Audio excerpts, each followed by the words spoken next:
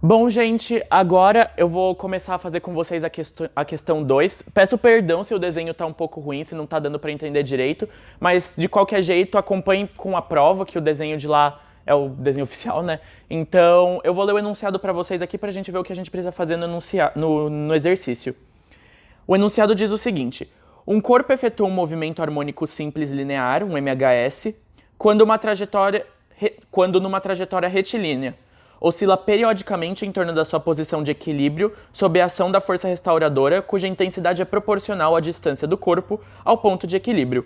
A figura ilustra um corpo de massa m preso a uma mola de constante elástica K, que será abandonado da posição x igual a 2 metros, para dar início ao MHS em torno de da posição de equilíbrio x igual a 0 metros, com frequência angular de 1 radiano por segundo. Daí tem o desenho, né, que é o desenho que eu reproduzi aqui na lousa, e daí ele continua: despreza-se qualquer tipo de atrito ao movimento do corpo. Indique o gráfico que representa a função horária da velocidade do corpo de massa m em um período completo t de oscilação.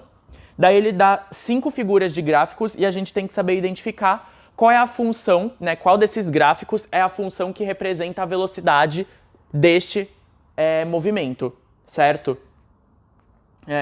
Deixa eu só conferir aqui. Isso, ele perde a função horária da velocidade. Então, primeira coisa que a gente precisa pensar na realidade: qual é a fórmula da função da velocidade, certo? A partir da equação do movimento, né, que é aquela que a gente já conhece, x igual a vezes cosseno de ômega 0t mais φ, a partir disso, como a gente chega, né, na função da velocidade? Essa é a função do movimento com seus parâmetros, né, sem valores ainda. Então, no caso, x representa a posição do bloco ao longo da trajetória, o a é a amplitude. No caso, dá pra gente saber pelo desenho, que é 2 metros, mas isso não vai influenciar na nossa resolução do exercício, porque o que ele pede é um gráfico. Cosseno, né, a função do movimento, é uma função cossenoidal. Cosseno de o quê? Ômega 0t. Né, ômega 0 é a frequência natural de oscilação que ele dá no exercício, mais φ que é a constante de fase. Mas, dado tudo isso, vamos chegar na equação da velocidade. Para isso, basta a gente derivar a equação do movimento. Derivando, o que a gente vai ter? Essa função cosseno vira uma função menos seno, certo? Então o menos já aparece aqui. E quando eu derivo o que tem dentro, o φ é constante, desaparece. Como eu estou derivando em t, o que me sobra é só o ômega 0, porque o t está a primeira. Então eu vou ter menos a, porque o a permanece aqui, é uma constante, que multiplica a função, a vezes ômega 0 vezes seno de ômega 0t mais φ, certo? Qual que é a primeira informação relevante que eu tiro desta fórmula, desta função? É que a função velocidade, a função horária, é uma função senoidal, certo? E não cossenoidal. Porque se vocês pararem para observar os gráficos que estão presentes na prova, existem função senoidal, cossenoidal e também algumas funções lineares, né? Uns negócios assim que forma bico, tipo uns negócios esquisitos. Mas só falando para vocês, porque assim, sabendo que a velocidade é uma função senoidal, você já tira algumas alternativas. Certo? Então essa é a primeira coisa importante, que a velocidade é função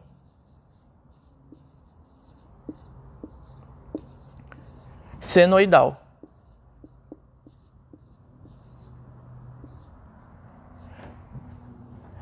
Uma outra coisa importante, assim, lógico, a gente já sabe que a função seno é uma função que na origem ela vale 0, né? Quando o x é 0, o y também vale 0, né? Ela é uma coisa do tipo assim. Nossa, super torto. Ela é uma coisa mais ou menos assim, a função seno.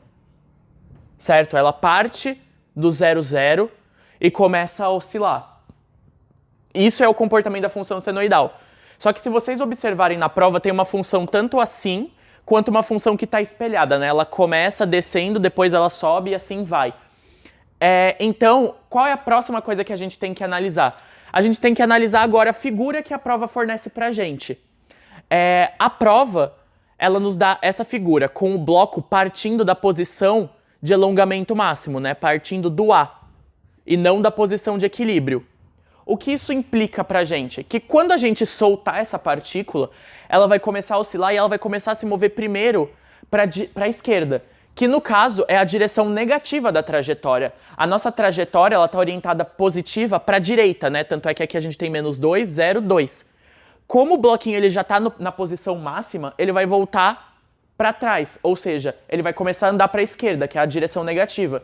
Então, quando eu for observar a minha função velocidade, ela começa em valores nulos, né? Porque ela sai do zero, ela parte do repouso, e começa a adquirir valores negativos, porque ela está andando para o sentido negativo da trajetória. Então, no caso, a minha função seno ela não é desta forma. A minha função seno ela é espelhada, né? Deixa eu desenhar ela aqui para vocês. Ela parte do 0, 0 e começa a possuir valores negativos. Daí, quando ela chega na posição de alongamento mínimo, né, no caso, que seria o ápice dessa curva senoidal, ela começa a voltar para a direita, ou seja, ela começa a ficar com acelerações positivas. Que no caso seria o começo desta curva aqui. Perdão, eu acho que eu cometi um erro antes.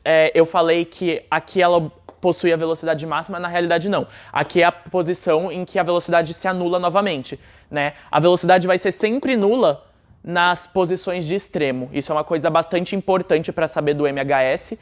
As posições de extremo você tem velocidade nula e aceleração máxima, no caso, né? Aqui você tem aceleração máxima porque o bloquinho ele vai estar parado, mas ele vai precisar começar a andar. Então, no caso aqui, temos aceleração nula e aceleração máxima e velocidade nula. E aqui é a mesma coisa, velocidade nula e aceleração máxima. Então, no caso, essa primeira curva senoidal corresponde ao movimento do bloquinho do 2 para o -2.